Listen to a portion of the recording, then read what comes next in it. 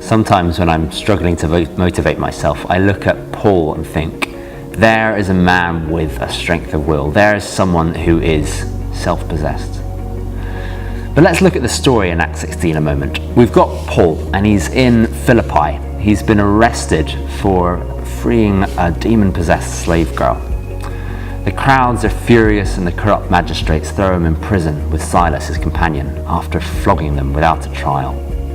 And he's sitting there after dark, it's midnight, and there's an earthquake that's nimble enough to blow the doors off the cell and to free him from his chains.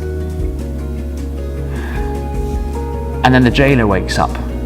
And how does Paul react as he sees the jailer, assuming that his convicts have escaped? He draws his sword in order to do the required thing and kill himself. And what does Paul do? He saves him his life. He says, don't worry, we're all here. I don't know about you, but I think if I were in his position, I'd take the opportunity to get out of there.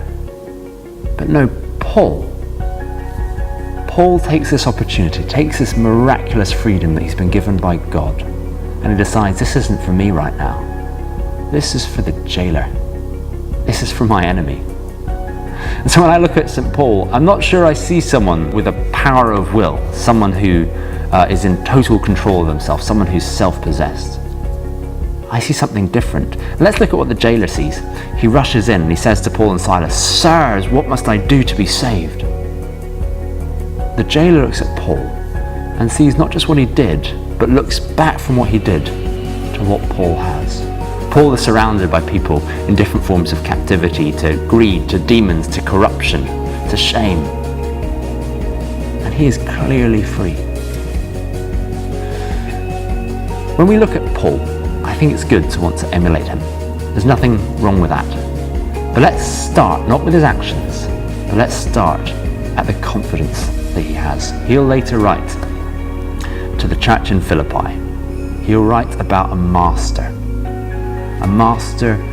Jesus, who became a slave, someone who would die that we might be able to call God Father. So I don't think Paul is self-possessed. I think he knows a loving master, and he's obedient to him. And so he has a freedom that is far greater than freedom even from corrupt imprisonment.